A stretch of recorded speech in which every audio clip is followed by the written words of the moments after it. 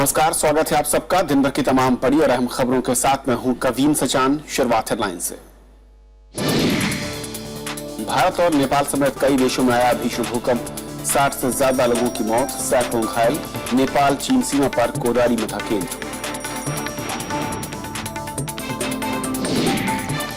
संसद की संयुक्त समिति को भेजा गया भूमि अधिग्रहण बिल। राहुल गांधी का आरोप, व्यापारियों की मदद के लिए छीनी जा रही है जमीन।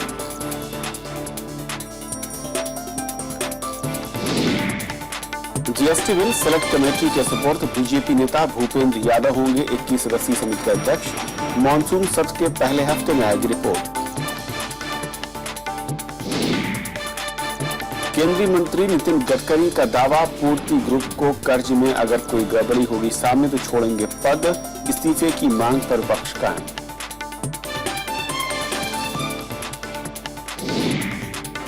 बीते साल के मुकाबले 2014-15 में औद्योगिक उत्पादन दर 2.8% बढ़ी। अप्रैल में महंगाई दर गिरकर 4.87%। सेंसेक्स में 630 अंकों की गिरावट।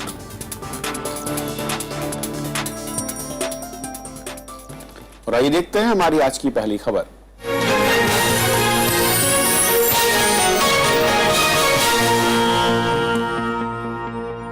जीएसटी बिल को राज्यसभा की सिलेक्ट कमेटी को भेज दिया गया है। 21 सदस्यों वाली यह कमेटी बिल पर मॉनसून सत्र के पहले हफ्ते में अपनी रिपोर्ट देगी। कर सुधार से जुड़े वस्तु एवं सेवा कर विधेयक की पड़ताल करने वाली सिलेक्ट कमेटी का अध्यक्ष बीजेपी सांसद भूपेंद्र यादव को बनाया गया है। संविधान संशोधन से जुड़े जीएसटी बिल को आखिरकार राज्यसभा की सिलेक्ट कमेटी को भेज दिया गया। सरकार और विपक्ष के बीच इस बिल को सिलेक्ट कमेटी में भेजे जाने पर सहमति बनी। समिति इस 122वें संविधान संशोधन विधेयक पर मानसून सत्र के पहले हफ्ते के आखिरी दिन तक अपनी रिपोर्ट पेश कर सकती है। The bill further to amend the Constitution of India, as passed by Lok Sabha, be referred to a select committee of the Rajya Sabha consisting of the following members, with instructions to report to the Rajya Sabha by the last day of the first week of the next session. Those in favor, please say aye. Those against, please say no. I think the ayes have it. The ayes have it. The ayes have it. The motion is adopted. 21 सदस्यों वाली समिति में सभी प्रमुख राजनीतिक दलों के प्रतिनिधियों को शामिल किया गया है। सरकार को उम्मीद है कि जीएसटी को तय समय सीमा से लागू किया जा सकेगा।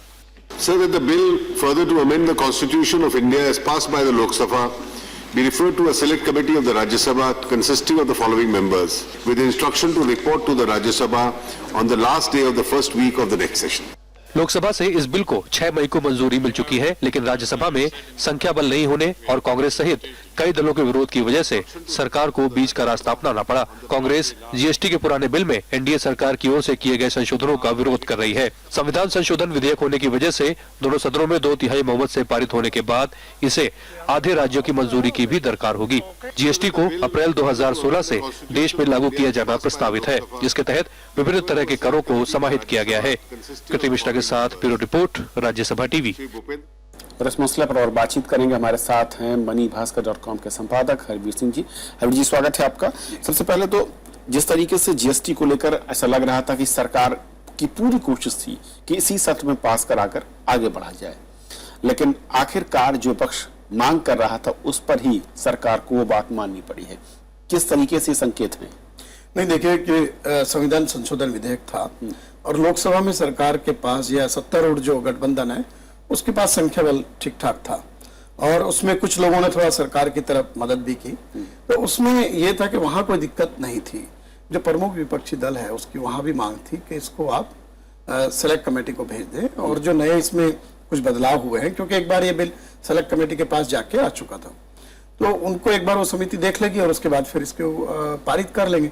लेकिन मुझे लगा कि जिस तरह सरकार की, जैसे आपने कहा कि कोशिश थी कि इस सत्र में किसी भी तरीके से पारित कराना है, तो उसको राज्यसभा में आकर के झटका लगा है। मुझे लग रहा है कि वहां जिस तरह से विपक्ष ने अब कहा है कि आप इस तरह से पारित नहीं करा सकते और आपको सेलेक्ट कमेटी को भेजना ही होगा, वहां इनके पास संख्या बल नहीं है। संविधान संशोधन विधेयक है, वैसे भी 2/3 बहुमत की जरूरत पड़ती है, तो कोई ऐसा मतलब माइनर अगर कुछ होता, एक आध छोटा दल सपोर्ट कर देता, तो वो भी यहाँ पर उस तरह की संभाव्यता नहीं बन रही थी। और दूसरी इसमें क्या है कि जैसे तमिलनाडु जैसे राज्य विरोध कर रहा था, जो कि यही था कि सॉफ्ट हो सकता है, तो इसमें कुछ इस तरह के जो राज्य हैं उनके जो सरकारें हैं उनका विरोध भी है।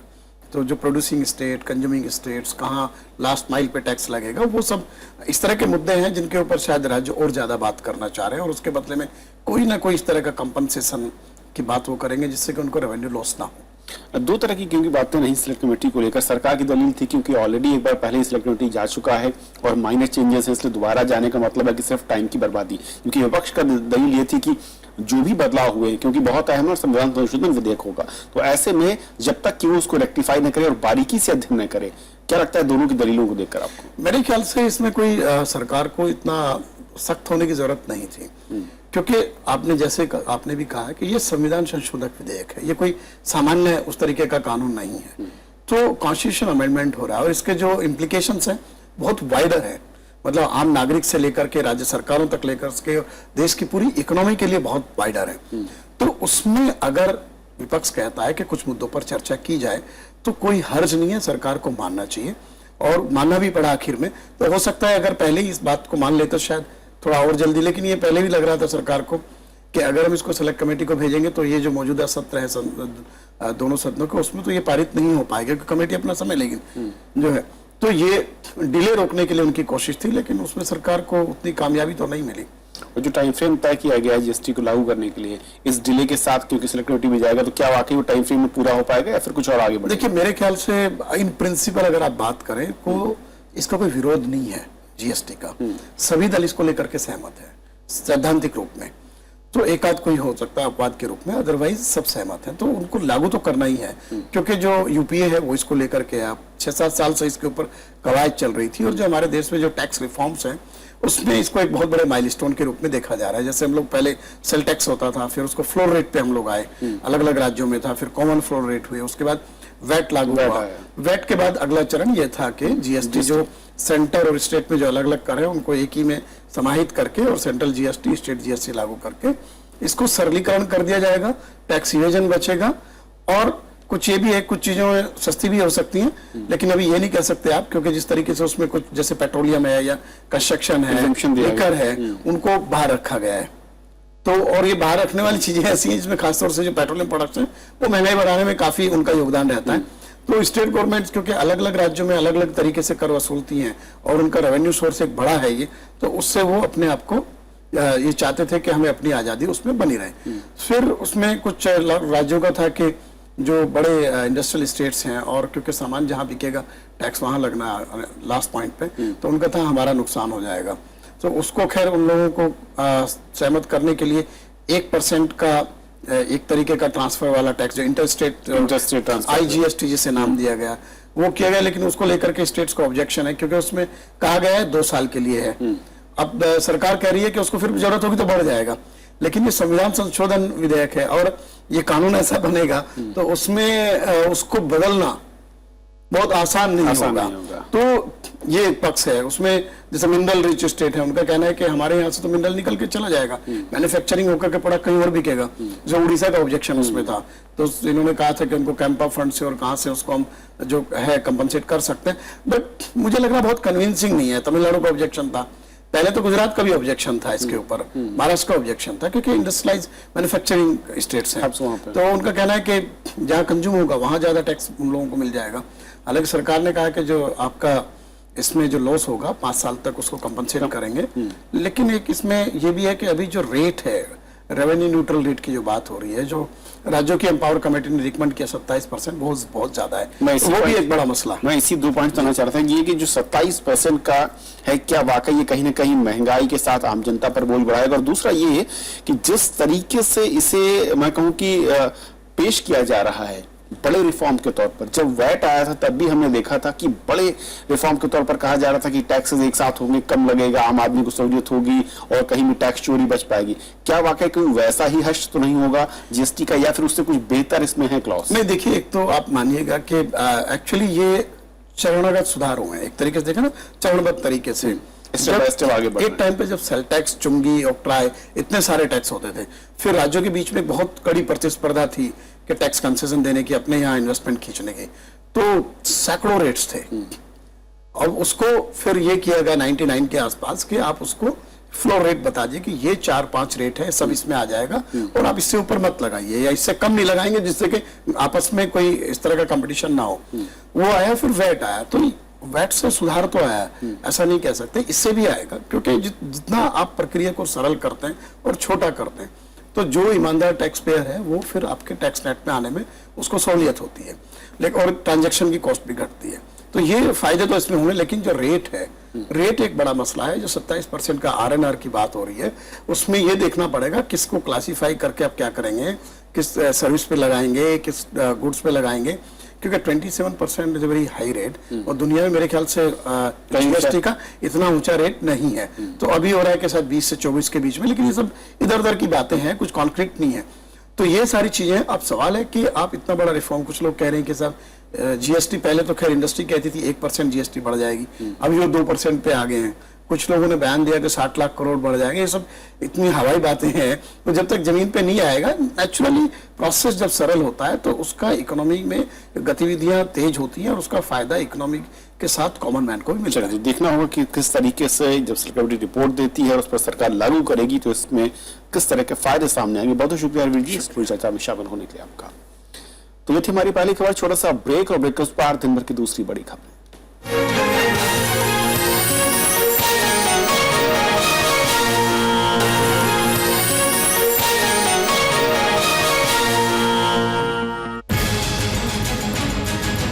लोकसभा ने पास किया ब्लैक मनी बिल, अब जाएगा राज्यसभा। क्या वापस आएगा विदेश से काला धन? क्या असर पड़ेगा देश की अर्थव्यवस्था पर? देखिए देश देशांतर, काला धन, कानून और हकीकत, आज रात 8:30 बजे।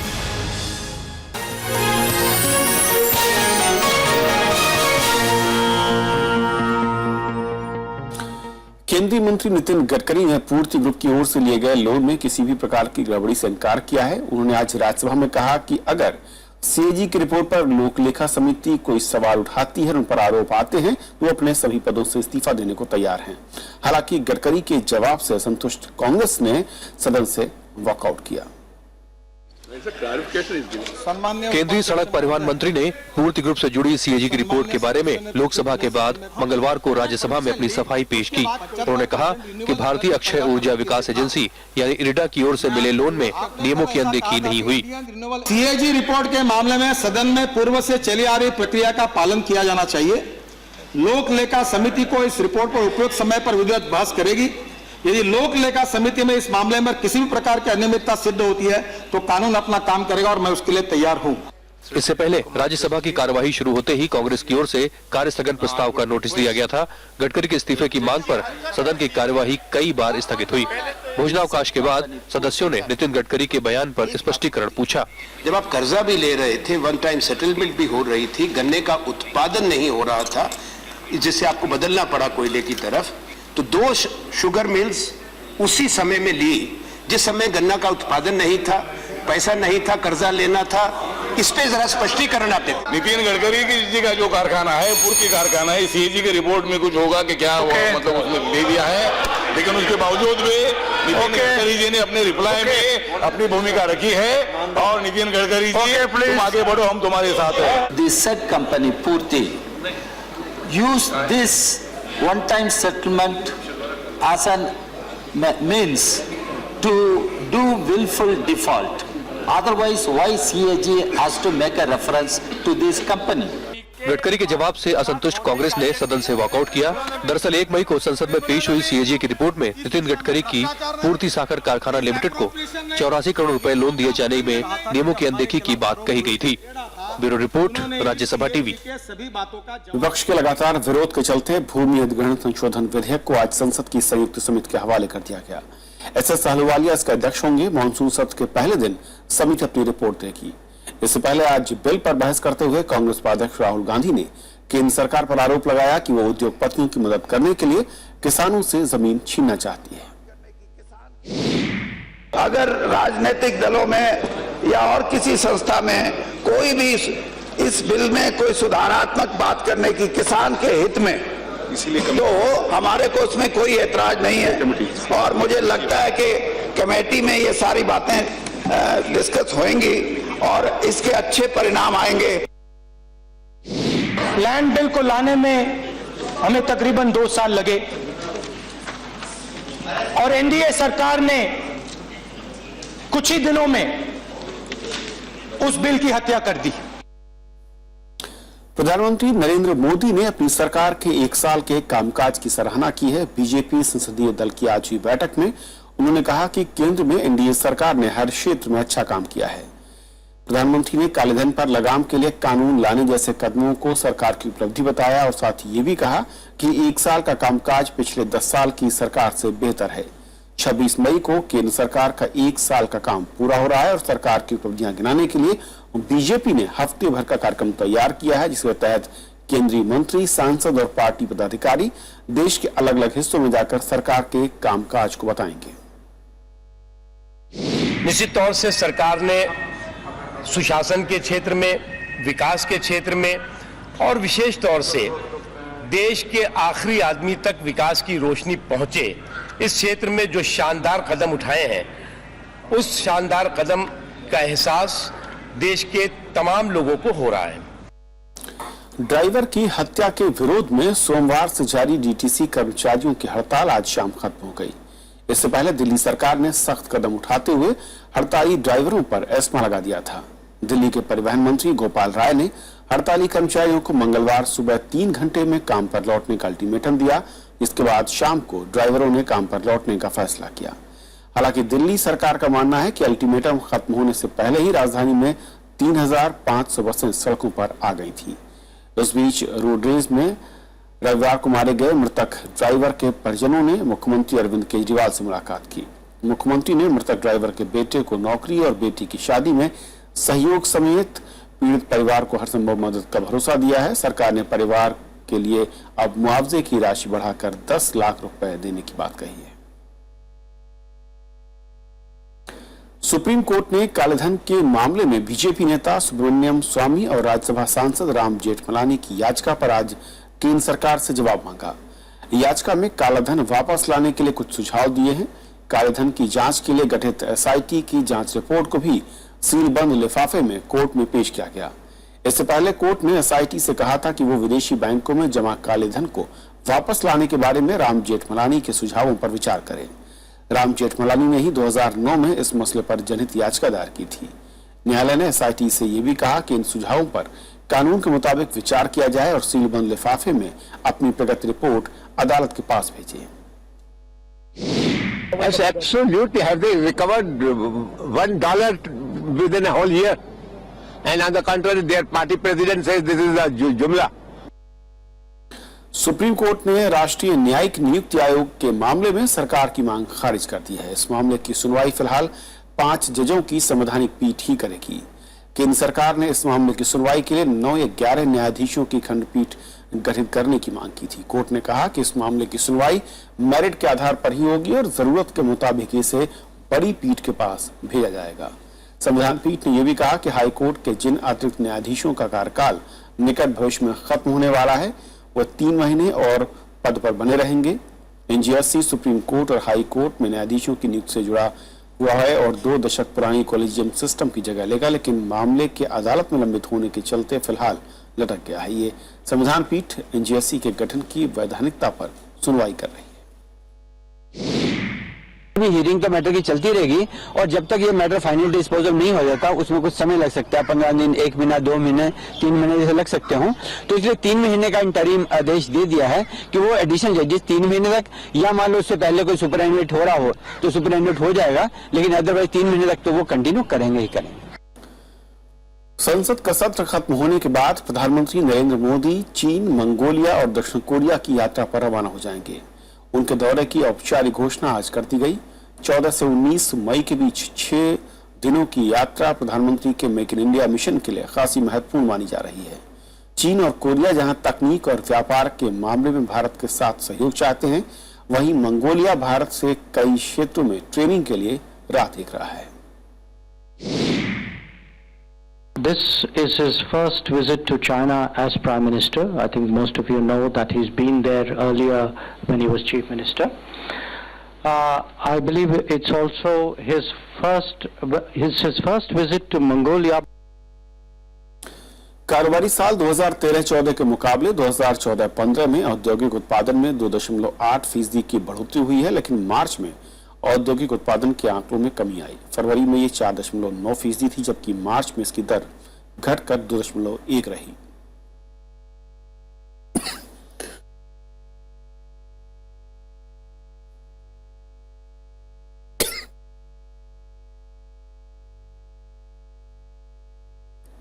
हालांकि महंगाई के मोर्चे पर राहत की खबर है।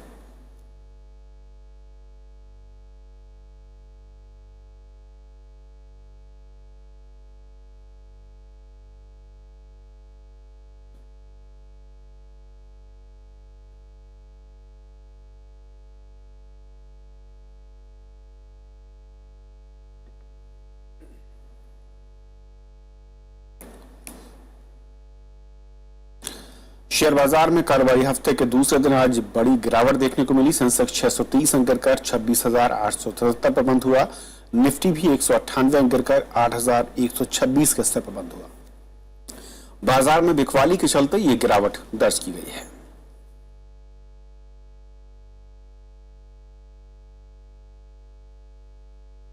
और एक नजर देश और दुनिया की कुछ और बड़ी और अहम खबरों पर। पश्चिम बंगाल की राजधानी कोलकाता के समीप टीटागढ़ में सियालदह कृष्णानगर लोकल ट्रेन के एक डिब्बे में एक बम विस्फोट हुआ। इस हादसे में 7 यात्री घायल हो गए। विस्फोट के कारणों का अभी पता नहीं चल सका है। छत्तीसगढ़ के नक्सल विरोधी अभियान में तैनात सीआरपीएफ के एक जवान ने अपनी सर्विस राइफल से खुद को गोली मारकर आत्महत्या कर ली। अधिकारियों ने बताया कि केंद्रीय बल की 151वीं बटालियन के कांस्टेबल संजीव पवार ने गश्त से लौटने के बाद खुद को गोली मार ली। वाणिज्य व उद्योग मंत्रालय राष्ट्रीय ऑफसेट नीति पर इसी महीने केंद्रीय मंत्रिमंडल की मंजूरी लेगा। इस नीति के तहत विदेशी कंपनियों को मिलने वाले सरकारी ठेके में माल की आपूर्ति भारतीय विनिर्माताओं से लेनी होगी। अमेरिका के ऐतिहासिक नेशनल मॉल में 21 जून को पहला अंतर्राष्ट्रीय योग दिवस मनाया जाएगा। अमेरिका में भारत के राजदूत अरुण सिंह ने बताया कि इस अवसर पर प्रधानमंत्री नरेंद्र मोदी का एक वीडियो संदेश भी प्रसारित किया जाएगा।